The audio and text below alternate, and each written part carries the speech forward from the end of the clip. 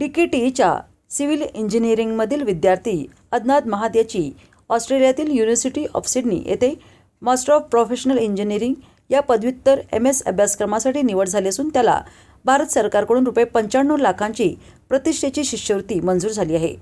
या अभ्यासक्रमासाठी जगभरातून अनेक विद्यार्थ्यांची निवड झालेली आहे, तर भारतातून IIT आणि NITच्या विद्यार्थ्यांची निवड झाली असून या नामांकित शैक्षणिक संस्थांमध्ये DKTच्या विद्यार्थ्यांचा सहभाग हा कौतुकास्पद आहे।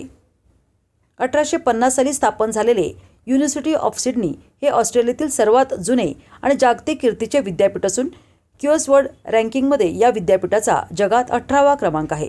अशा मानांकित विद्यापीठात प्रवेश मिळवून अदनान याने DKTच्या नावलौकिकात आणखीन भर घातली आहे।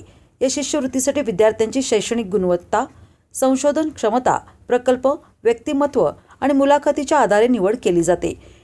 DKTमध्ये उपलब्ध आधुनिक प्रयोगशाळा, गुणवत्तापूर्ण शिक्षण, संशोधनाला पोषक वातावरण आणि प्राध्यापकांचे मार्गदर्शन यामुळेच यश मिळाल्याची भावना अदनान याने व्यक्त केली।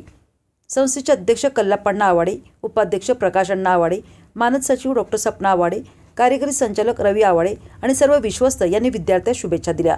तर संचालिका प्राध्यापक डॉ. सौ LS आडमुटे, विभाग प्रमुख डॉ. SK पाटील आणि सिव्हिल विभागातील सर्व प्राध्यापक वर्गाचे मार्गदर्शन लाभले। DKTचा विद्यार्थी अदनान महात याची ऑस्ट्रेलिया येथे उच्च शिक्षणासाठी निवड झाल्याबद्दल सत्कार करत असताना संचालिका डॉ. LS आडमुटे आणि इतर मार्गदर्शक प्राध्यापक उपस्थित होते।